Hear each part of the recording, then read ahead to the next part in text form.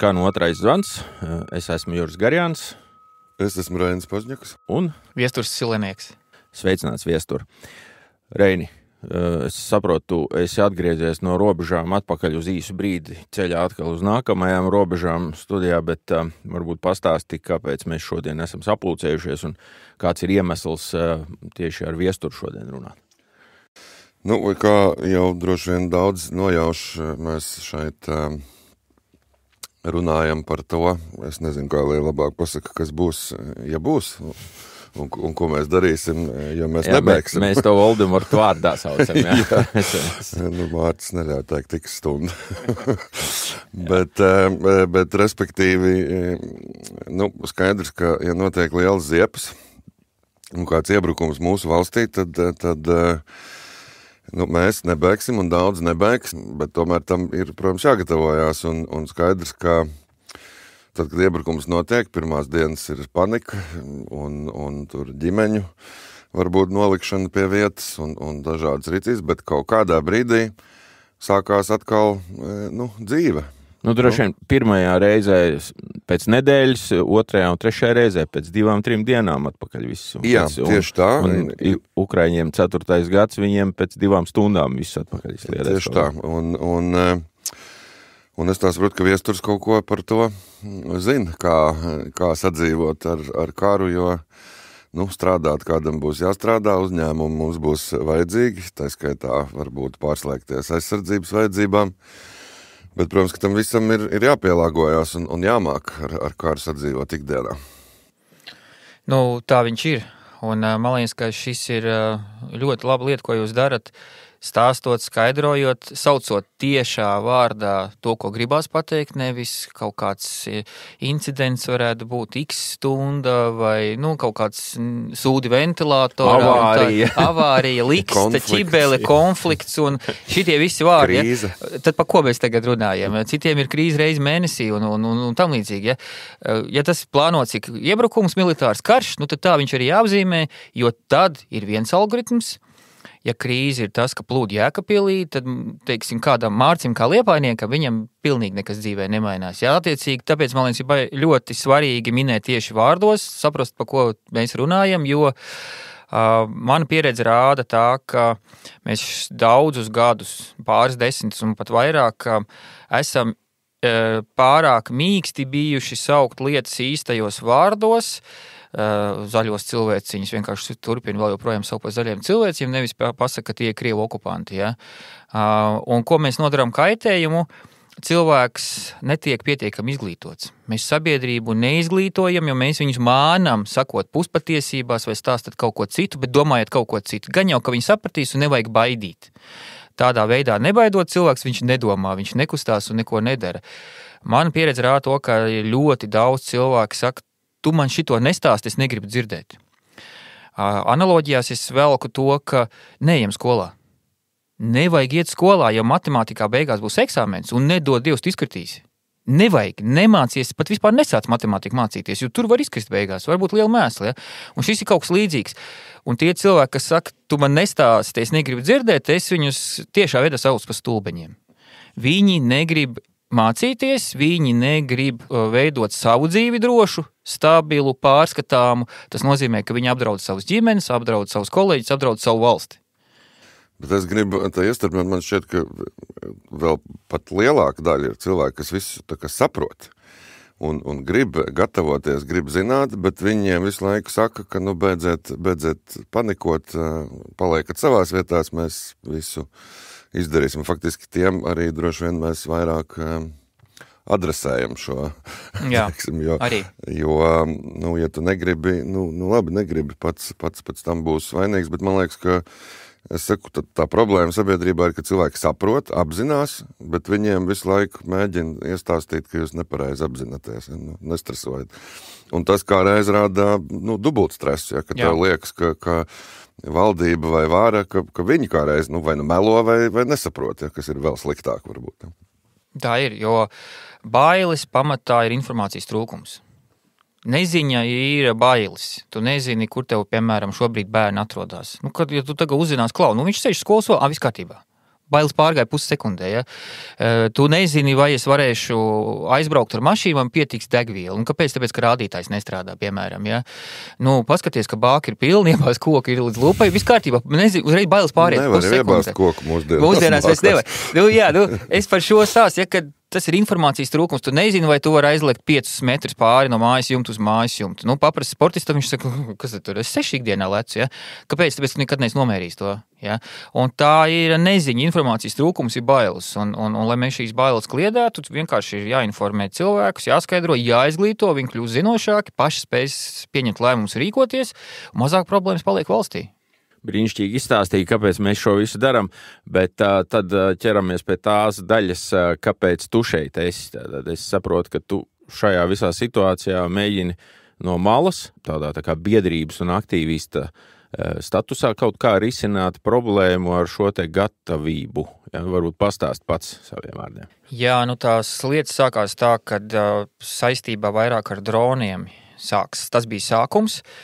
Jo mēs sapratām, ka tie, kas ir mācījušies arī ārvalstīs un arī austrumu dienvidu virzienos pa dronu militāro pielietojamību, mēs savā laikā varam izdarīt vairāk nekā profesionāli, piemēram, darbojoties zemesardzē. Ja zemesardzē ir ierobežotais dienu skaits, ir mācības, ir kursi, kurs varbūt notiks pēc pusgada vai vēl kaut kā, nu tad pusgadu neko nedari.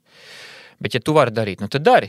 Un tas formāts, nu tad kāds formāts, ja? Un formāts izveidojām biedrību, kurā sapulcinājām ne tikai dronu instruktorus, bet cilvēkus, kas ap visu to ekosistēmu saistītas. Nu, drons jau nav tikai lidaparāts, tev vajag sakarus, tev vajag bildi, video, tev vajag datorus, attēlu apstrādi, izlūkošanas analītiku un tā tālāk. Es tev pārtraukšu, man reiz ir viens jautājums ienāca prātā, mēs arī domājam dibināt biedrību alternatīvu zemesardzi lait. Ātri atdūrāmies valsts likumdošanā, nacionālās drošības likums, manuprāt, ir tas, kurš saka, protams, ka mums visiem ir obligāti jāpratojas, bet viņš arī saka, ka biedrība nedrīkst dibināt biedrības, nu, militāriem, nu, kas jau kādā veidā ir. Tu nedrīkst apmācīt, kā jūs ar to tiekat galā? Vienkārši tāpēc, ka mēs civilos nemācam un nemācīsim militārajā taktikā. Lidot civilos ar dronu mēs varam mācīt, bet kā veikt aero izlūkošanu vai ietriekties tankā mēs nemācam un nemācīsim, bet militāra personas gan jā, un daudz ko citu pārējo, kas ar to saistīts, bet kas nav tā teikt izmantojams militāriem mērķiem, ļoti daudz ko no tā var mācīt. Nu, kā piemēram, kiberdrošība, kas ir tev būtiski militārajos sakaros, nemainās no kiberdrošības civilā dzīvē. Ja? Un es kā piemērs, ja? Un pie tam vēl mums ir sadarbības līgums ar aizsardzības ministriju.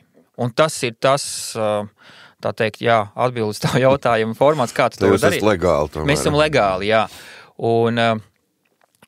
Jā, bet tā ir, tā zināmā mērā ir problēma, viņa var būt lielāka problēma, kā es pat teiktu, kara gadījumā, jo Ukrainā tā arī ir problēma, viņiem ir līdzīgi, viņi saprot, ka viņi tās dronu skolas, kas ir dažādas privātās, kad beigsies karš, tad varbūt sāks viņiem pārmest, ko jūs te izdarījāt.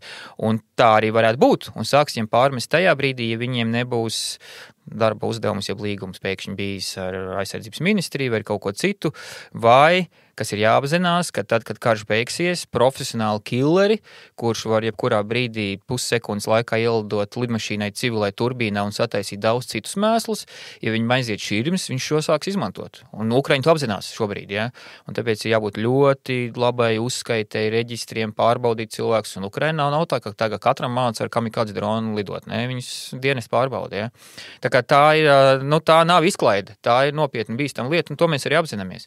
Un caur šo dronu stāstu mēs sapratām, ka mums tie speciālisti ir daudz vairāk nekā tā teikt tikai droņītāji, kā tautā saka, ka tie pārējie ir dažādu dienestu cilvēki, militāri personas, kuras zina daudz ko citu, jo drons jau tikai pēdējos pāris gadus ienāca, bet viņš jau varbūt 30 gadus ir dienestā un daudz ko citu labi darīs. Un šādu veidu instruktori mēs apmācam arī iestādes un uzņēmumus, kuri pie mums paši piesakās un uzrādās, mēs gribam savus darbiniekus, kolēģis apmācīt, un tas ir tas jautājums, ko mēs sākumā stāstam, ko darīt, ja nu? Nezinu, Atnāciet, izstāstiet. Ja? Un tas Bet tā vienkārši tās iniciatīvas bija jums pajautāja, vai kā tur? Jā, ir tā, ka uzņēmumi, ir tādi uzņēmumi, kur tiešām par to domā? Kas ir. Un tā ir labā lieta, ka to domā. Labā lieta, ka to domā valsts uzņēmumi arī. Un tagad jau es domāju, tas tāda mutvārdu jau viens otram varbūt iesaka, pasaka, un tā tas aiziet tālāk, jo mums jau reklāmas nekur nav publisks. Ja? Nu labi, tad pastāst varbūt praktiski, kas notiek, lai klausītājiem ir skaidrs, kas tad ir, ko jūs apmēram mācat, kaut kādu piemēru? Piemēram, uzņēmuma darbības nepārtrauktības nodrošināšana. Ir vienalga uzņēmums X, viņš nav svarīgi, kur atrodas, viņi saprot, ka jā, rītā sākās karš, ko mums darīt? Tātad, vai ir jānāk uz darbu, vai nav jānāk? Nu, tas, loģisks jautājums. Mēs sakam, ka visam ir, ka jānāk uz darbu, un tā pamata attieksme tāda, ka kara laiks ne ar ko neatšķirās no miera laika, tikai 2 reizes vairāk jāstrādā. Tev pusē varbūt domas aizņemts lasot internetā ziņas, puse doma, ka kur tagad mukt, ja nu kas, vai kaut ko kur darīt, vai sapirkt vēl papildus pārtika, degvielu vai kaut ko. Jā, tas ir tas, kas ikdienā tev nesāp tik akūti. Bet vispārējais jau nemainās. Tu maksā elektrības rēķinus, tu maksā par ūdeni, maksā par gāzi, maksā nekustamā īpašuma nodokli un vispār, ja pērkot biespienu veiklā, tu arī maksā. Nekas nav atcelts. Tikai ir kaut kādas izmaiņas dzīvē, jāpielāgojas tām. Pirmais ir tā attieksmes maiņa, kad nevis jāizmūk un jāizklapē durvis, bet ir tomēr jānāk uz darbu. Un tad ir jautājums, ka, protams, daudz cilvēki aizmuks, kas ir arī saprotami. Ja jūt, ka ģimenes ir jāevakuē, tad tas ir jādara, nevis jāstum viņus fronts līnijā kā pirmos, kas atkal ir pilnīgi normāli. Tad kā to darīt? Kā nodrošināt, tas nozīmē, ka tu varbūt tev paies pāris dienas, kamēr dabūni ģimeni projām un jābrauc atpakaļ strādāt. Ja? Tas, protams, visas ir izmaiņas, tas ir haoss pilsētā un vispārējais, un pēc tam jau tas sāk noregulēties. Tev pat vēl ir vieglāk, tev nav mājās sieva, kas katru vakaru lamā, jo viņi ir projām, un tu 24 stundas varbūt strādā darbā. Mēģini gūt to labo varbūt, ja? Bet man ir jautājums, mums ir valstī kaut kādi, es nezinu, strateģiskās nozīmes uzņēmumi, kuriem kāds īpašs valsts arī atbalsta, nezinu, tur pienu, maizi, miltus, Dobels dzirnavnieks, piemēram. Ja? Ir tā, ka mums ir noteikts saraksts valstī tiem, kuriem ir tā darbības nepārtrauktība jānodrošina, un vēl ir personāls. Arī privātajiem, ja? Jā, un ir vēl personāls, kuri ir jānodrošina, piemēram, ar pārtiku. Kā piemērs ir NBS. Viņi iet karot, tad viņiem vajadzēs Latvijas ārēs un mežos pārtiku. Tas pats attiecās uz iekšlietu sistēmu, tas pats attiecās uz neatliekumu medicīnisko palīdzību un citādiem avārijas dienestiem, kuri pēkšņi varbūt tiek mobilizēti uz kaut kādu Latvijas reģionu, un tur viņiem, visi cietēdnīca nav, veikals arī varbūt nav. Valstī ir jānodrošina viņiem pārtiku, un tur ir pārtiks uzturdevs minēts, bet tas saraksts arī līdz galam nav pilns, kā piemēram sadals tīkla montieri tur nav. Kaut gan pasties Reini, kas notiek Ukrainā, tie vieni no pirmajiem, ja? Un sadals tīkli ir viens no labajiem piemēriem, kur šogad mēs mācījām taktiskajā medicīnā, jo tajā brīdī, ja viņiem būs jābrauc jālāpa stabi, vadi un vispārējais, ir liela varbūtība, ka viņi kaut kur uzkāps, ir liela varbūtība, ka kāds drons atlidos, un viņiem būs jāsniedz palīdzību saviem kolēģiem, un ar to aptieciņu, kas ir mašīnās, kur vāc, samarieši un tā tālāk, to ir krietni pa īsi, tas nekam nedara. Tādā apdraudējumā. Iespiest pirkstiņš durvīs, tad der, bet ja tu esi cauršauts vai noraut kāju, tas nekam nedara. Un tad tiešām sadals tīkli savus montierus vairāk mēnešu garumā apmācīja, un kā instruktori saka, ka viņu līmenis ir augstāks par vidējo zemesardzē tagad, tieši militārā medicīnā. Un tā viņi katru gadu plāno, tā teikt, kāpināt slodzi, stresu saviem darbiniekiem, un arvien nopietnākas lietas mācīt, arvien vairāk gatavot. Un šie sadals tīkla montieri nav sarakstās, kuris būtu, tā teikt, jānodrošina valstī. Tā ir kļūda, kas ir jālabo, un es domāju, izlabosim, Un es domāju, vēl ir daudzas tādas vai vairākas jomas, pa kurām mēs tagad varbūt pēkšņi neaizdomājamies, bet saprotam, ka krīzes situācijā viņi ļoti būtiski. Agrāk nevis tagad attiecās uz kaut kādiem komunāliem pakalpojumiem, nodrošināt ūdeni, elektrību, siltumu, kanalizāciju. Kanalizācija pat es pat teiktu viens no tādiem kritiskāks nekā ūdens. Arī, kur Reinis jau kanalizāciju pagājušajās sērijās pieminēja. Jā, tieši tā, kanalizācija ir pirmais, par ko jādomā. Atkritumu izvešana no pilsētām un tam līdzīgi. Jā.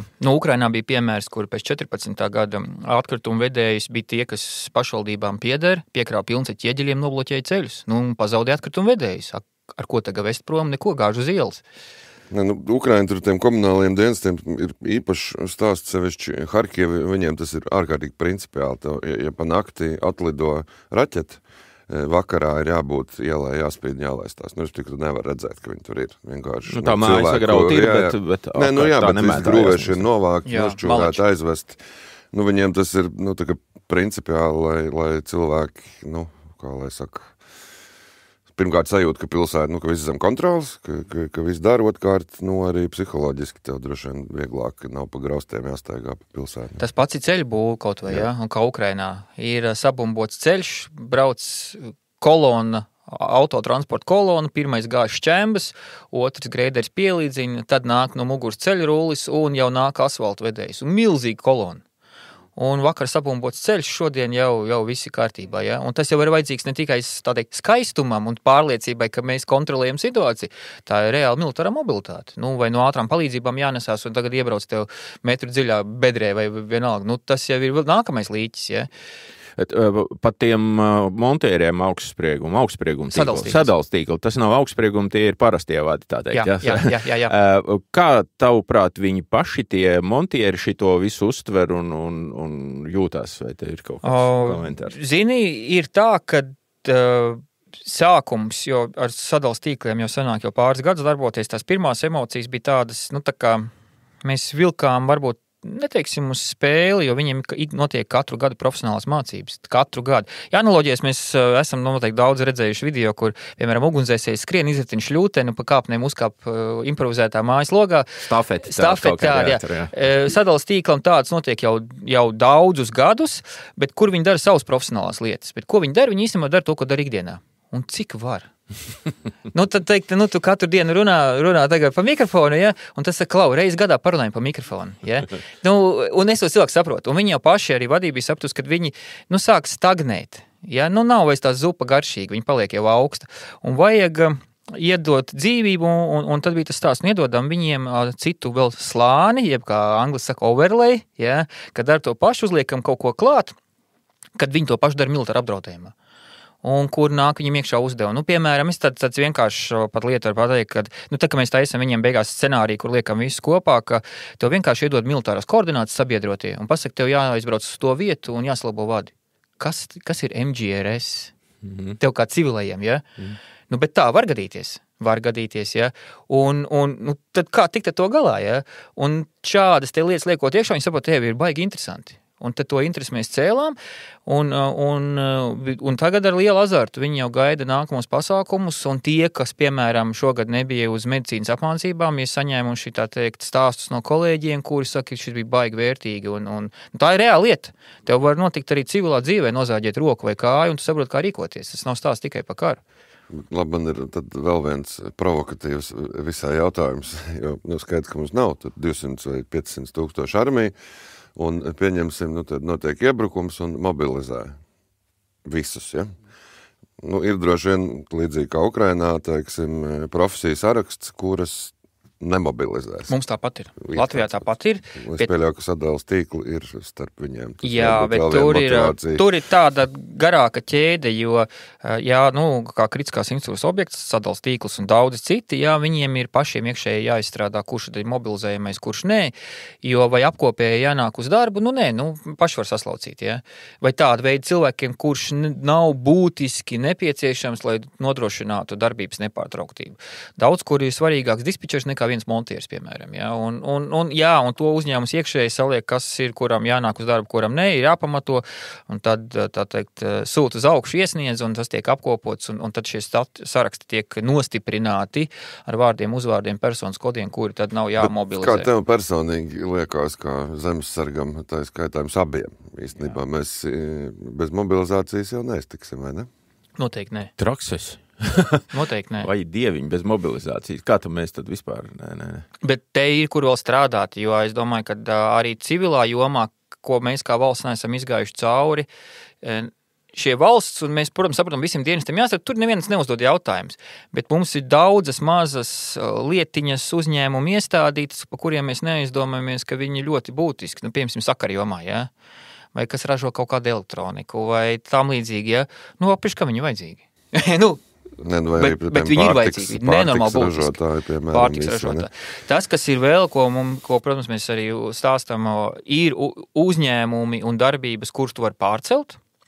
Ja tā ir maizes ceptu, tad iegādājies iekārtu tādu, kur es tagad, protams, kad muldu bišķi, tas ir tiešām ļoti, mēs arī ejam iekšā katrā ražotnē specifiski dziļumā, diskutējam, lai saprastu, lai nepiedāvā cilvēkiem muļķības. Ja tu maizes ceptu var nopirkt cepeškrāsni, kur atrodas konteinerā, un tu to konteineru var aizvest vai cita veida, tu viņu var aizvest uz Kurzemi, piemēram, no Latgales, un tu var turpināt strādāt, nu ļoti labi. Un ja tev šodien ir tā diena, ka tev ir jāizvēlās pirkt 1, 2, 3 vai 5, nu tev vajag.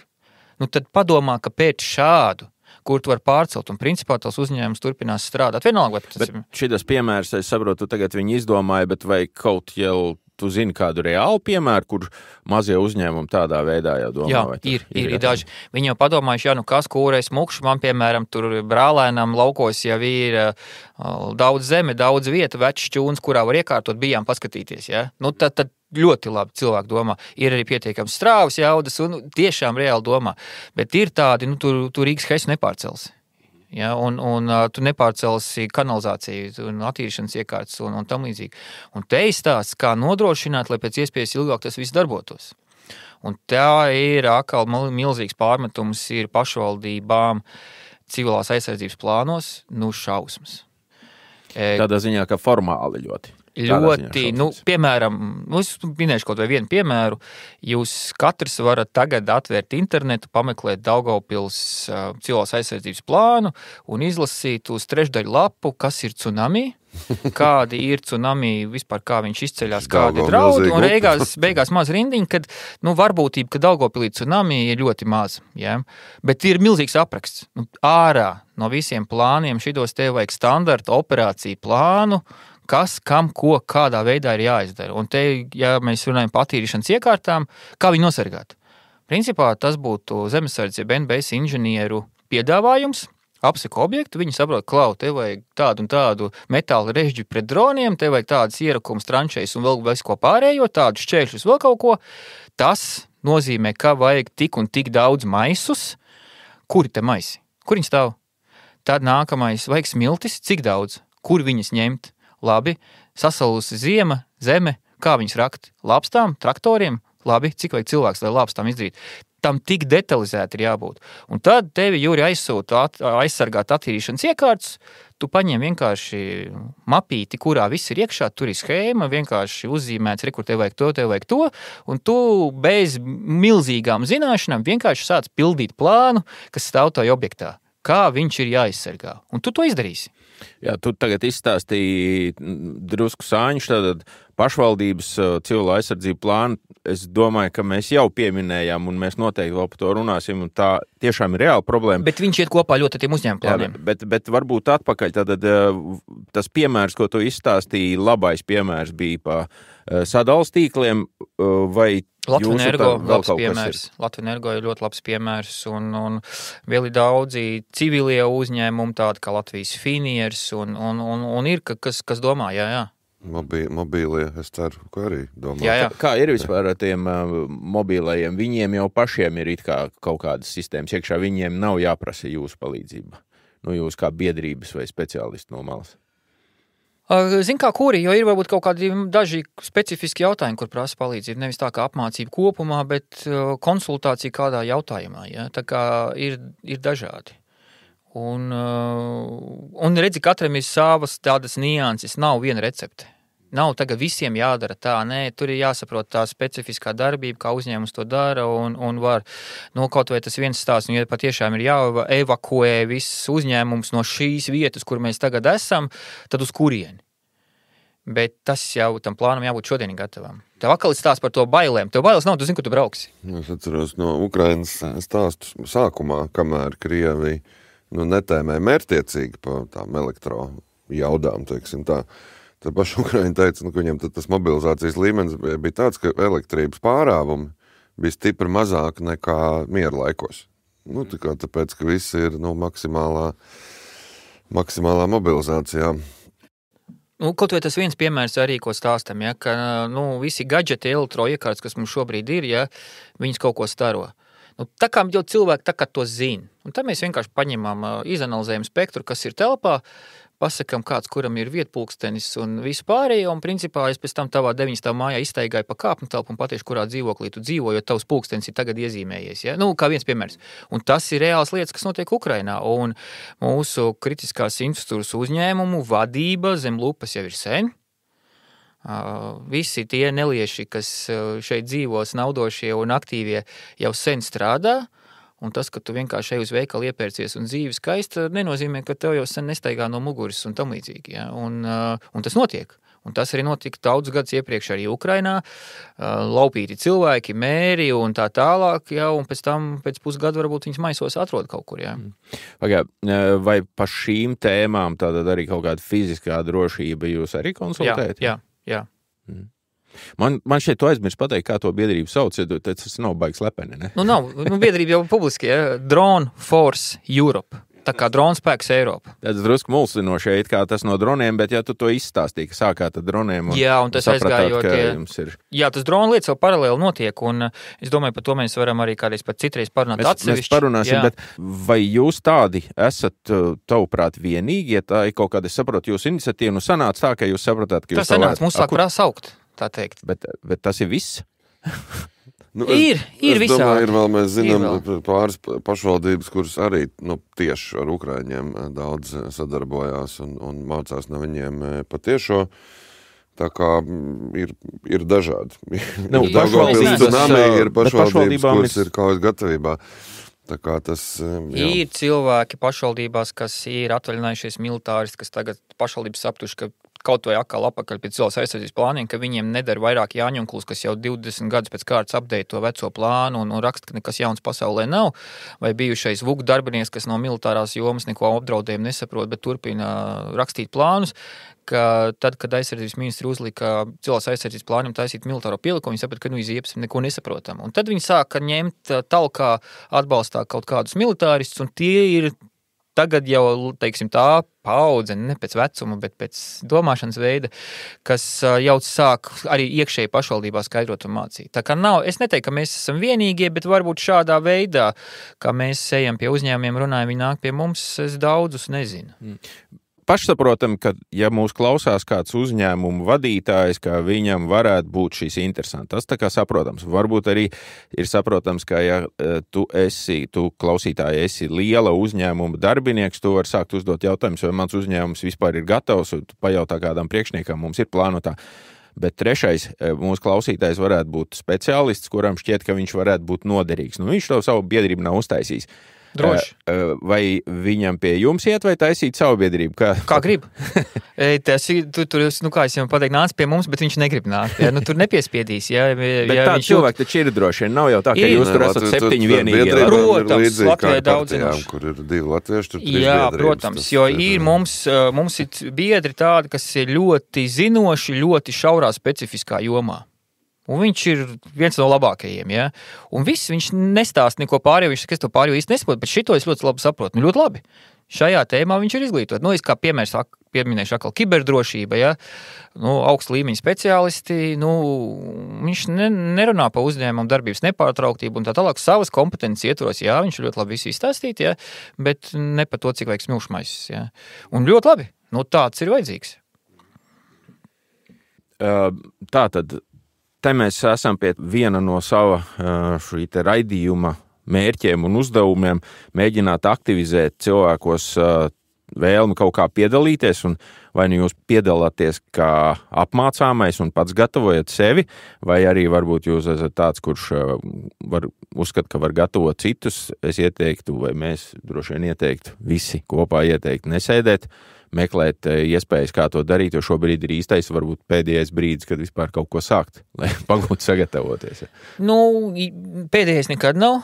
Pēdējo brīdi drīzāk nemana pats, bet jākustās ir jādomā, un man patīk tas, ka tā labā nozīmē sērga, vārds labā nozīmē, viņa tomēr ir diezgan mēdz būt lipīga un izplatās, un tomēr aiziet mājās, cilvēks saka, klausies, mums bija tagad mācības, un tu zini, ka, un tas ietekmē jau ģimeni, un tas sāk darbā prašņāt un prasīt, un viens otram ieteikt, un beidzot tas sāk kaut kā vairāk izplatīties, bet cik gadi jau karo? Starp citu, Reini, vai tu esi dzirdējis kaut kādas, nezinu, lielās Eiropas iniciatīvas par kaut ko šitādu, ka vajag tur stimulēt cilvēkus kaut kā? Nē, ir, protams, ar ļoti vispārīgiem lozungiem, bet noturība, teiksim, sabiedrības noturība ir viens no populārākajiem saukļiem šobrīd. Tā kā, domā darīt, protams, nedara neko.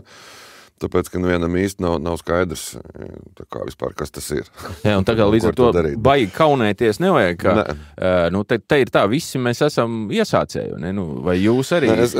Jā, bet es saku, ka mēs esam, kaut kādā mērā būtu iesācēji, bet tas nav, ja tom prasīt skatu no malas, vai tas ir pareizi teikt, ka nav pareizi. Pareizi vajadzēja būt kā, ka ir skaidrs, valstī ir vienota aģentūra, uzņēmums, iestāde, aģentūra, kura ir atbildīga par šo, kura apmāca, sākot ar valsts iestādēm uzņēmumiem, apmāca privātos uzņēmumus un civilos, kas grib. Kaut vai tev arī bija raidījumā par 72 stundu somu, vai ne, diskusijas. Kā mums bija Latvijā vēsturiski. Šo sāka kurnēt iedzīvotāji, tad neko nedarīja iekšlietu ministrija, kas ir viņu atbildība, civila aizsardzība. Un aizsardzības ministrija paņēma un izdarīja. Mēs varam kritizēt labi, slikti, tur cilvēkam jāņem 4 litru ūdens, kaut gan Latvijā tu 15 minūšu attālumā jebkurā vietā ir aka un var dabūt ūdeni, un jautājums mēs runājam par ziemu, vasaru. Tur pilns daudz kas ir šķērsā, bet aizsardzības ministrija to izdarīja.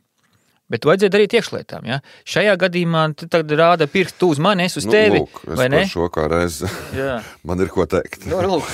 Tā ir faktiski viena no lielākajām problēmām, un tādā ziņā jāsaka, pēdiņās, protams, bet paldies šahediem Eiropā, ja? Jo tas bija tas brīdis, kad Eiropa sāk saprast, ka reāli kaut kas lido un var sprākt šodien. Nevis 20, 30, ja? Redīnēs, bet Redīnēs šodien. Un kur parādās, kas ir problēma ar lidostu droniem, ja, gadījumiem visā Eiropā? Nav tā, ka viņus neredz, nav tā, ka viņus tur varbūt nevar dabūt nost. Problēma ir tā, ka, ja tu paņem lidostu, viņas darbību, tad tur atbild 7 iestādes. Ja? Lidosta par skrējceļu, gaisa satiksme par gaisu, kas var notriekt, kas nevar notriekt, kur viņi var triekt, kur nevar, kas notiks, ja drons nokritīs uz lidmašīnas, ja tur kurš par to maksās. Respektīvi, tā atbildība ir sadalīta, kā Viesturs teica, pa somu, ja tas bija iekšlietu ministrijā, tas aizsardzības. Ja? Un respektīvi, katrs par kaut ko atbild un nav viena, teiksim, Bet tu domā, ka var būt viens, kamēr nesākās, kas sākās, Izraels, kas ir skaidrs armijas. Somijas piemērs un tā Izraēlai tā civila aizsardzība ir armijas speciāla sadaļa. Jā.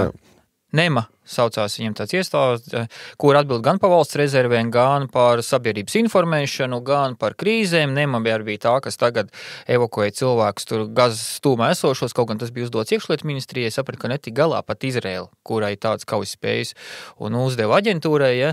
Respektīvi arī viņa auguma mainās, bet tur ir viens atbildīgais, jo kur ir tas kā tai loģikai man izpratnē vajadzētu būt? Valstī ir jāidentificē iespējami apdraudējumu veidi. Kas tad Latvijā tie var būt? Latvijā ir apzināti pāri pat kaut kur es redzēju 30, ja, tas nav nopietni. Ja. Izraēlai 5. Ir karš, totāls iebrukums, ir pandēmija, ir sausums, zemestrīce un kaut kas vēl bija, un viņi ņem šīm scenārijām ļaunāko variantu, nevis mazāko, bet ļaunāko. Un kā mēs no šī ļaunākā varianta tiksim ārā? Cik mums ir vajadzīgs, jebkurā dzīves jomā, transporti, slimnīcas, cietušie, kā mēs šādu baru cietušos transportēsim uz slimnīcām? Slimnīcās, kādas viņiem šajā apdraudējumā varētu būt visbiežākās traumas, vai mums pietiek medikamenti, gultas, dakteri, zāles, viss, un to visu sarakstu saliek uz lapas. Un tad tas ir jāpērk. Tas ir jāiegādājas, un tā tas ir jāplāno. Mums ir, piemēram, kaut kāda pārtika, mums ir 2% iedzīvotājiem 3 mēnešiem. Izraēlā saka, kā 100% iedzīvotāji? Bet saprot, un tā ir tā problēma, ka mums visas struktūras un organizācijas paredzētas 2 stāvokļiem. Miera stāvoklis un kara stāvoklis. Ja? Bet šobrīd notiek, faktiski tas ir jau karš, bet tā saucamies hibrīda karš, ka tev ir kā, ne šis, ne tas, ja? Un visi uzkarās līdz ar to, tāpēc, ka tur civilie nedrīkst to aiztikt, jo tas var sprākt, ja? Militārie to neaiztiek, jo tas nav gluži iebrukums, ja? Un tā mēs karājamies. Pirms mēs atgriežamies pie ļoti interesantās tēmas, ko tu jau tikko pieminēji, Viestur, par tiem krājumiem. Es gribētu tomēr no savas puses pateikt, ka varbūt tāda ideja, ka Latvijā vajag kaut kādu vienu aģentūru, lai šito nav labi, jo viss, kas mums Latvijā ar kaut kādu vienu aģentūru, beidzās ar to, ka tas galvenais, ko tā aģentūra dara, nodarbojās ar sabiedrības informēšanu, un viņas tā galvenā problēma ir, ka tur nenotika pareizā komunikācija. Jā, tikai tad, ja viņi faktiski ir, bet man šķiet, ka ir, būtībā tev aizsardzības ministrija būtu jāapvieno vai jāpakļauj viņai gan iekšlietu ministrija, gan ekonomikas. Ja tas notiek tā, ka aizsardzības ministrija vai varbūt pat labāk NBS, ja to kontrolē, tad viss ir kārtībā. Ja mēs runājam par to, ka mums tagad mēs pametīsim ideju Siliņas kundzei, ka vajag jaunu aģentūru, tad mēs dabūsim vēl vienu jaunu aģentūru.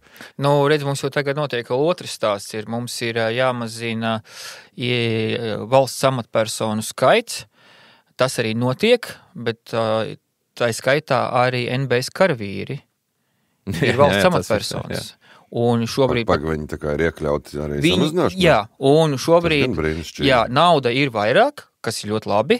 Tad šito reāli runā? Es reāli runāju, jā.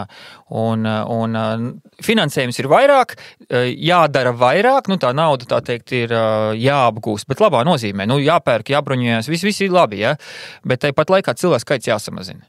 Šito es varētu rakstīt Twitterī pirmo reizi. Jā, un tas jau arī notiek. Un tas jau arī notiek, un plus vēl nāk klāt tas, ko pieminēja stāsts par zemesardzi Light, tad kur būs instruktori, ja skaitu samazina. Bet tas tomēr varbūt ir domāts attiecībā uz iekšlietu aizsardzības ministrijas aparātu vai kaut ko tādu. Arī uz štābiem. Bet tev arī pat nav, ja tu palielini, pirmkārt, naudu, tur gan būtu loģiski, tā kā, ka, kādam tas ir jāoperē ar to. Jā, šis nav bauma. Šo es zinu. Un jūs vēl sakat, vēl aģentūra. Aģentūra mums nespīd, skaidrs, tāda risinājuma nebūs. Mums kaut kā pašiem jātiek galā. Un Viesturs izstāstīja vienu veidu, mēs esam savā raidījumā jau tur pieminējuši vēl visādas brīvprātīgos ugunsdzēsējus, kur paši šito te dara. Pa zemesargiem nemaz nerunāsim. Ja? Tur nezinu kādas visādas iniciatīvas. Ja? Viss ir skaidrs, bet atpakaļ pie tā, ko tu pieminēji par krājumiem. Ja? Tas laikam nav nekāds noslēpums, ka tu esi saistīts nevis kā biedrībā, bet kā savā profesionālajā darbā. Tu esi... Ar valsts rezerviem, jā. Valsts rezervs, tas ir tā sauktais posesori. Pēc kam tam vispār vajag nosaukumu? Kāpēc to nevar saukt vienkārši par valsts rezerviem? Es to piekrītu, bet tas ir vēsturiski. Un es domāju, ka posesori nosaukums ir jāmaina. Publisku aktīvu pārvaldītājs posesori, nezinu, kas tādu nosaukumu izdomāja, ļoti daudz viņi sauc par Prosecco, daudz sauc par procesoru un visādi. Ja? Tas jau ir garām, ja tu nevari pasaukt, ja es tev nesauku par Juri, bet vienreiz par Pēteri, vienreiz par Miķelu, un tu nekad neatsauktos. Man pa Jāni parasti sauc jau tāds uzvērš. Tev var pasaukt, bet tu atsaucies varbūt. Jā, viss kārtībā. Jā, bet tas jau izsaknē, bet labi, stāsts ir tāds, ka ekonomikas ministrijas uzņēmums 100% valstī piedaruši, kurš savu laiku tika nepabeigtā privatizācija, kādam vajadzēja ar to tikt galā, un privatizācijas aģentūrai uzkraut kaut kādas citas lietas, būtu stulbi, jo viņi privatizācijas aģentūra. Un tad izveidoja pilnīgi jaunu uzņēmumu posesoru, kuram palikusi nepabeigtā privatizācija, ir daudz, es teiktu, tādi atgriezumi, draņķi, mēsli valstī, kurus nav kam uzgrūst. Bet tas nav sliktu domu tagad teikts ir. Un kādam viņiem jātiek galā, tā teikt, ir jāsakopja. Ja? Un tās ir tādas atšķirīgas, unikālas lietas, kāds no uzņēmumiem bankrotējušiem vēl kaut kā, ja? Kam viņi uzgrūst. Un tad saprata, ka ekonomikas ministrija, ka to visu jāliek ir posesoram, kas ir pareizi un labi, kādam ir jābūt tādam apkopējam, kas visu noved līdz beigām. Ja? Un tad ekonomikas ministrija Malači sāka domāt pirms jau laika, ka jādomā par valsts rezervēm, kas ir par naftas rezervēm un pirmās nepieciešamības preces, kas ir tā kā ekonomikas ministrijas pāraudzībā. Un šobrīd jau ir valstī, es teiktu, stabila, laba sistēma pa valsts naftas rezervēm, un tas nav tikai tāds mans viedoklis vai Latvijas viedoklis, arī starptautiski mēs esam atzīti kā viena no labākajiem naftas rezervu jomā, jo cik ātrā laikā, cik kvalitīvi, moderni uztaisīts visu aprits sistēmu un vispārējais, tad starptautiski tas tiek novērtēts. Nu, naftas degvielas, nevis naftas, jā, degvielas, ne jau nafta kā izēviela, jā. Un arī pirmās nepieciešamības preces, jā, un finansējums tam ir, un šobrīd pirmās nepieciešamības preču jomā preces, tā teikt, lēnā garā jau nāk. Noliktavas pildās. Kas ir pirmās nepieciešamības preces? Varbūt tur ir kaut kas tāds, ko mēs visi, mēs saprotam mēdienas un kaut kāda higienas preces. Jā, un tas ir tas, ko tu saki, kad ir mums tāds valsts materiālās rezerves, kas nav tas pats, kas degvielas rezerves pirmās nepieciešamības preces un tā tālāk. Un te jau ir tas, ka vajag saukt īstajos vārdos, ja? Bet tas ir akla vēsturiskais nosaukums, ir valsts materiālās rezerves, kurās vēl kaut kas ir tā skaitā medicīnas preces, ja? Un rezerves. Tas ir jāsakop, un tas ir vēl viens tās, ko es saku, tas viss jābūt, ja būtu zem viena jumta, nebūtu šie jautājumi, ja mēs pat paši nesapratam, kam zvanīt, ko prasīt. Tad bišķi apakaļ. Pirmās nepieciešamības preces nauda šobrīd domāts pilnīgi katram Latvijā, ka tu varētu iziet uz ielas stūri, kaut ko dalīs tagad, ar mašīnām vedīs, jā. Pamatā, ņemot vērā to, ka valstī finansējums nav pietiekams, tad jādomā, tad kam dot, kam nedot. Un tas, uz ko ir mērķēts, ir tie iedzīvotāji, kuri paši par sevi nevar parūpēties. Tie pārvietotie, vai tie ir vecie cilvēki, pansionāti, dažādi citi, kurus ir, vai vienkārši kā bēgļi, viņi nav iekāpuši savās lidmašīnās, Mercedesos, jahtās un aizmukuši, bet viņus ir fiziski jāpārvieto, vai viņi ir ar pauniņām un sabiedrisko aizbraukuši uz Kurzem, piemēram, un viņiem nekā tur nav. Tie ir šie iedzīvotāji. Un pēc Latvijas aprēķiniem, ekonomikas ministrijas aprēķiniem, tie ir aptuveni 6%. Ukraiņi bija rēķinājuši, ka viņiem ir 8%, citās valstīs rēķina, ka mazāk. Tas zināmā mērā no tās ekonomiskās situācijas valstī, cik ir tie nabadzīgie, jeb pārvietojamie. Tad tas nav visiem, bet 6%. Un šiem 6% iedalās ir zīdeņi. Tas nav vairāk ikdienā? Nu, tas ir jautājums, cik tas iet kopā, un to vajadzētu paskatīties, jā. Kas vairāk tādā ziņā? Nabadzīgi cilvēki. Jā, bet te jau varbūt ne tikai par nabadzīgiem, te tātad, tu varbūt it kā pārticis, bet tu saprot, kara laikā jau tie nabadzīgie nepaliks bagātāki. Tā vienkārši nāks klāt. Nāks klāt, jā. Un viņi kļūs vairāk. Jā. Bet, labi, sāksim ar 6, varam to slieksni kāpināt nākotnē un tā tālāk. Un tā tad ir zīdaiņu preces, tas ir līdz 2 gadu vecumam, sākot ar autiņu biksītēm, bērnu sedziņām, knupīšiem, pudelītēm un tādas lietas. Tas saraksts pie tam, ko es stāstu, nav slepens, atšķirībā no daudziem citiem valsts rezervu sarakstiem, kas ir slepeni, tad es neko nestāstītu. Pirmā nepieciešams preču saraksts ir ministrs kabineta noteikumu pielikumā publiski redzams.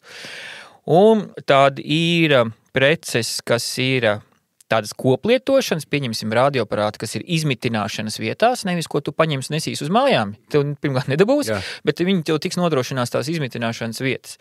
Kas ir izmitināšanas vietas? Tās ir pašvaldību identificētas vietas, kurās varētu izmitināt cilvēkus. Un pārsvarībā tās ir skolas, kultūras, sporta iestādes un ir arī privātās, ko, piemēram, viesunams saka, ja kas, es arī varu.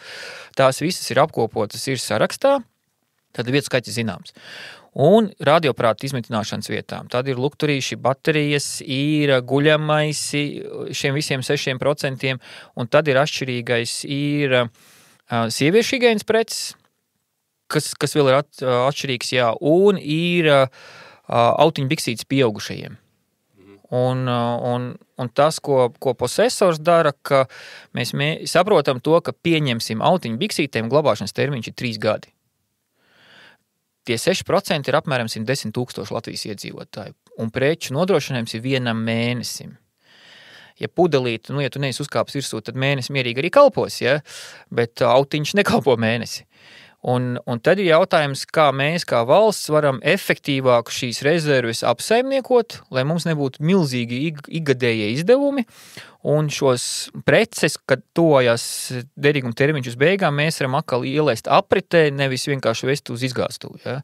Un tas nozīmē, ka tās preces mēs pērkam, domājot jau par nākotnes pircēju potenciālo, nevis tā vienkārši ķeksītim nopērkam. Ja? Ja nav noslēpums vai šādu preču iegādēji ņemot vērā to, ka šobrīd notiek tāds vai savādāks karš, vai, piemēram, budžets pēdējos gados ir palielinājies tam visam? Šī ir jauna lieta, attiecīgi budžets ir kāds ir iezīmēts, tāds ir jāapgūst, un tad mēs varēsim, teiksim tā, nākamajos ciklos, kad jums šobrīd naudas vairāk nekā jūs varat nopirkt, vai kā? Nē. Zin kā, iezīmētā nauda, kas ir paredzēta šai lietai, ir daudz vairāk, nekā mēs šobrīd esam uztaisījuši iepirkumus un pa kādiem iepirkumā mēs esam dabūjuši mantu. Kāpēc? Tāpēc, ka mēs daudzām precēm reāli iedziļinamies tik dziļi, lai saprastu, kā viņi tiek ražota, kā lai ražošanas procesā varētu uztaisīt lētāku. Kaut vai minēšu vienu piemēru par guļamaisiem. Ir atšķirība, vai tev ir daudz atgriezumu audumam vai maz. Tad guļamais ņemam izmērā tā, ka cik plats ir baķis un kā to baķi liederīgāk izmantot. Tas ir pirmais. Otrs ir, lai viņš ir multifunkcionāls, kā piemērs var guļamais nopirkt tādu mumijas formā, kā zeķi uzvalkams virsū. Tad ir jautājums, vai uz gultas gulošu vecs cilvēks var ielīst tādā guļamaisā? Nē. Tātad tādu nevajag. Tātad guļamaisu vajag kā segu, jo tad, kad vajadzēs mums to guļamais nākotnē, pēc 10 gadiem, ka rezerves kaut kad, tā teikt, izpārdos, tad var sūtīt viņus uz pansionātiem, ieliek segas pārvalkā un izmanto kā segu. Cietuši karavīri, vecu cilvēku arī noklāja guļamais uz gultu, ieliec cilvēku un aizvelc ciet. Ja? Noliec uz grīdas, kā paklāja mazie bērni var spēlēties. Ja? Un šāds ir lētāks. Kas vēl ir lētāks, kad parasti veikalā guļamais ir tajā kompresijas somā iestūķēts, 110 000 guļamais, cik vajag darba spēku, lai iestūķētu, un cik tas laika aizņem, cik tas izmaksā. Mūsu gadījumā, ja viņš ir kanteins, viņu viegli salocīt kā segu, viņš tur to formu, plus viņam ir speciāli šķiedra, kādas tikai pāris rūpnīcas pasaulē ražo, ka viņu drīkst presēt vakumā un pēc tam uzpūšās. Šī šķiedra ir dārgāk, bet uz apjomu, uz formu, dizainu tā cena vienalga ir lētāk nekā analoģiskam guļamaisam tirgu, plus tehniskā specifikācija ir līdzīgi tā kā ņemtu no bruņoto spēku 2. līmeņa guļamais, attiecīgi NBS viņu var lietot, ja nu kas. Nevis mums ir kāds rozā ar puķītēm un kaut kas cits. NBS zina, kas ir mūsu rezervēs. Liekot vakumā, tu vari uz vienas paletes sakraut 2 vai pat 3 reizes vairāk guļamais nekā apaļā veidā. Tu ietaupi uz transporta izmaksām, ietaupi uz noliktavas izmaksām, un arī krīzes situācijā ir atšķirība. Vai tu savā pasātiņā varēsi ielikt 500 guļamais vai 50? Šī visa ķēde mēs ejam līdzi, kad tas ir lētāk ne tikai tagad nopirkt, bet arī krīzes situācijā. Pirmkārt, es piebildīšu, ChatGPT saka, mums 21% dzīvo zem nabadzības. Tas jau šobrīd. Bet tā tie jau ir pieraduši, tiem neko nevajag, beidzas liecies mierā. Taisnība, jā, nabagie. Bet es gribēju paprasīt par tām rezervēm. Skaidrs, ka ir kaut kādas rezervas, kas noteikti ir jāglabā pašai valstī, bet mēs kaut kādu privāto biznesu arī iesaistam, kā piemēram to daļai dara arī Izraēļi, piemēram, tie paši pamperi, kas ir tur relatīvi ātras aprites prece. Ka tu vienkārši vienojies ar mums pamperu lieltirgotājiem, teiksim, ka jums apjoms X ir jābūt noliktavā. Ja? Tur par to kaut ko viņiem maksā, teiksim, ja? Bet ka viņi ir tie, kas nodrošina to esamību noliktavā un arī apriti tieši tāpēc, lai nav tur jāsako, kad termiņi beidzās, atvedā un tad jāved atpakaļ tirgot, jāpērk atkal jauni. Zin kā, tas ir, un šis ir diezgan sarežģīts stāsts atkarībā no konkrētas preces, jo, piemēram, ja pieminam guļamais, tad guļamais Latvijā neviens un nepēs saražot, ne piegādāt tik ātrā laikā. Ja būs slēgts robežs, un tam scenārijam jautājums ir, vai varēs arī pamperus Latvijā atvest, ja? Ne, tieši tāpēc, ka lai viņi jau šodien glabā, bet tirgotāji. Jā, un te ir atkal tas cits stāsts, kad Ukraiņas pieredze saka, visi līgumi, kas ir atliktās piegādes, un tam līdzīgi neviens nestrādā. Kara gadījumā, pirmkārt, viņiem cena reiz 5, otrkārt, viņi tiek izvazāti vai tiek pārdoti savādāk, jo privāties samaksās vairāk nekā valsts ar visām procedūrām un tā tālāk, aizmūk darbinieki, pielaiž uguni, respektīvi 100 varianti, kāpēc tas tiešām līgums par atliktām piegādēm vienkārši nestrādā. Un tad ir lietas ir ļoti konkrēti atkarībā no uzņēmuma, tātad no īpašniekiem atkarīgs, tam visam jāiziet cauri. Uz ko es velku? To, ka nav vienota sistēma visām precēm, visām lietām un tā tālāk. Katram ir cits stāsts, bet tas būtu sapņu stāsts. Bet ir uzņēmumi, kurš saka, jā, atliktā piegāde. Un tad, kad tu, piemēram, aizēji viņu pārbaudīt, tad izrādās, ka tas, ko viņš norāda, ir tas priekš tevis. Patiesībā tas ir tas, ko viņš apgroz ikdienā jau tirgu. Viņš vienkārši 2 norāda. Tev parāda, Juri, ka tas ir man. Es gan varu pilnīgi droši teikt, ka pirmo droši vien nedēļu tāpat Pampers piegādās brīvprātīgā pārtiku. Jā, vai tikai kur viņas dabūs? Un vēl ir geogrāfija. Vēl ir geogrāfija. Ja tas ir tā, ka mums Pamperu atrastos 10 vietās geogrāfiski izkaisīts pa Latviju ir viens stāsts, ja tā ir vienīgā ražotne, kas atrodas Ludzā, viss tā tad atliktā piegāde var būt, var nebūt, tas ir slikti.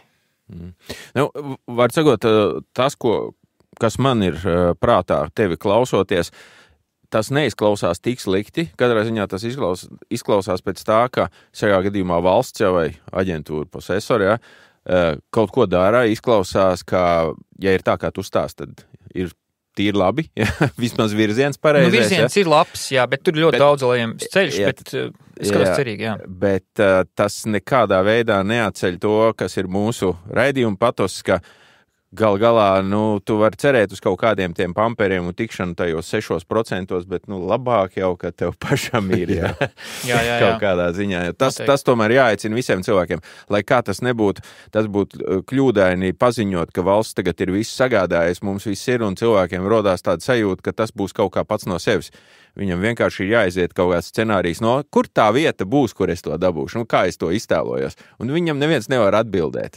Tas nebūs tā, kā tad tur katram atsevišķi pateiks. Tu ej uz turienu, tur kaut ko paņem, iedomājieties kaut kādu bardaku un sajukumu, un cilvēki, kur nezinu, kurienes ierodās, un kuriem nav kur palikt, un jūs varbūt kaut kur citā vieta, kur jums neko nezināt. Par jums neviens neko nezina. Tā kā paliek spēkā tas, ka katram pa sevi jāparūpējās, bet, protams, kā prieks, kā valsts tomēr domā arī par tiem, kuri vai šobrīd viegliprātīgi, vai varbūt tomēr nevar pa sevi. Jo, ja mēs runājam par to 21%, ko viņi nabaga var uzkrāt kurā gadījumā vēlreiz valsts var būt super ideāli, mega gatava, izcili gatava, vienalga, un to rāda visas prakses, nevelti ir 72 stundu soma. Pirmās 3 dienas ir katrs pats pa sevi. Tāda vienkārši nav, tāpēc, ka tu nevari nevienu lielu mehānismu, lai cik ideāls viņš būtu, iedarbināt 3 minūšu laikā, viņš sāk strādāt. Tā tas vienkārši nevar būt pat visideālākajā scenārijā. Bet šajā gadījumā mēs nevaram pateikt, ka viss slikti. Nē, ir uz labā ceļa, ir ļoti daudz vēl lietas ar visām noliktavām, glabāšanām, loģistiku, krīzes situāciju, miera laikā un tā tālāk ar drošību, jo, kaut vai tas viens piemērs, manā izpratnē rezervju sarakstam slepenam nevajadzētu būt. Slepenas varētu būt vietas un skaits. Jo šobrīd ir kā, krīzes situācijā pašvaldība zvana, piemēram, krīzes vadības centram vai NMPD, nav svarīgi kam. Un es saku, Klau, es tagad izdomātu piemēru, tev analgīns ir? Es nedrīkst teikt. Iedodiet man segus. Man nav segu. Kas tev ir? Es nedrīkst teikt. Izrādās guļamais, piemēram, tad tas guļamais neder segas vietā. Nē, der, bet es jau to nedrīkst teikt, ka man ir guļamais. Es saprotu, ka tik stulbi ir. Kara laikā viss likums atceļ un cilvēki droši vien sāk teikt, bet arī šobrīd tajā ziņā, tavuprāt, ir kaut kas tāds, ko vienkārši varētu izmainīt, un tas jau kļūt vieglāk. Ir bail no šitā visa, jo tā slepenība, protams, neizskaidrojam analgīns un guļamais, Tev liek domāt, ka viņi tiek ieviesti, lai varētu ērti iepirkties, un neviens neko nevar vai arī izlikties, kā iepērk, un maz neiepirkt. Precīzi, par to, un tās bažas, protams, ir par to, ka tad, kad pienāk karš, tad izrādās, ka nekā nav. Vai ir sūds nopirkts. Jā. Un tāpēc es arī nesaprotu, kāpēc šādām rezervēm būtu jābūt slepenām. Pilnīgi ko krieviem dos, ka viņi zina, ir mums analgīns vai nav. Ko viņi sāks, nezinu, sāpes izraisīt. Tā kā... Bet kaut kā mēs, slepenojam daudz liekas lietas, kas, protams, rada daudz aizdomu. Zini, iepirkuma procedūras, tās ir smagas publiski iepirkumi šajā jomā, jo te jau ir jādomā, mēs jau, protams, varam teikt, mēs esam Eiropā un tam līdzīgi, bet nestoties to, ka Eiropas Savienībā Somi pagriezuši to visu pērk no savējiem. Un ar ko to pamato? Tāpēc, ka krīzes situācija, tāpēc ir jāstrādā, tāpēc ir nevis uzņēmums jāizklapē, bet jāturpina strādāt, lai var ražot savā valstī preces, jo kaut vai šis piemērs ar guļamais, mēs varēsim atvest 1000 guļamais vai 100 000. Nē, bet ja te ražo, jau ir labāk, vai varēsim audumu piegādāt, un tā, protams, jā, bet ir daudzām lietām, kur var. Bet pie mums Latvijā nevienas autiņas neražo. Ir mazi ražotāji, kas nenopietnos apmēros jau un tā tālāk. Jā. Tad īsti atbild nē. Un līdzīgi ar tūles papīru. Piemēram, tūles papīram arī tāds interesants stāsts, kad meklējām, kur dabūt tūles papīru ķieģeļu formā. Nevis rullī, bet ķieģelī. Kāpēc? Tu iedomājies, cik daudz aizņem tūles papīru iepakojums. Caurums vidū un šķirbas starp ruļļiem. Absolūti neliederīgi. Arī pat ražotājiem un transportēšanai. Tu fūri piegās pilni ar tūles papīriem un 70% gaiss. Ja? Bet taču visi pasaules turētāji būtu jāpārtais. Jā, un ir salvetes tās ķieģeļu formā, kur tu izrauj pa vienam ārā. Tās ir, ja? Un šis ir līdzīgs stāsts, tik mazas elementāras lietas, pašsaprotams liekas, bet tas ir nenormāli naudu uz transportēšanu un uzglabāšanu. Skaidrs. Vārdu sakot, sausais atlikums. Not great, not terrible. Jā. Iet uz priekšu, bet vajag ātrāk un daudz šķēršļus tomēr vākt nost, lai tas process iet retāk un foršāk. Jā. Ja mēs kaut kā varējām ar šo palīdzēt, tad painformējām cilvēkus par to, ka tas notiek. Paldies, Viestur, ka bija atnāci. Mēs pačukstēsim klausītājiem, ka Viesturs tuvākā mēneša laikā vēl būs vēl viena reize ar pavisam citu tēmu un citiem jaunumiem, kas arī varētu būt ļoti interesanti. Bet tagad vēlēsim veiksmi tavai biedrībai darbā ar tiem apmācāmajiem. Paldies. Jā, un profesoram un valstī veiksmi par rezervu gādāšanu. Būs labi, es domāju. Vienkārši jāstrādā. Katram padomāt, kur viņš būs un kur viņš var būt noderīgs. Vismaz pirmās 3 dienas. Arī nākamās. Labi, paldies, vīri. Paldies, liels. Paldies.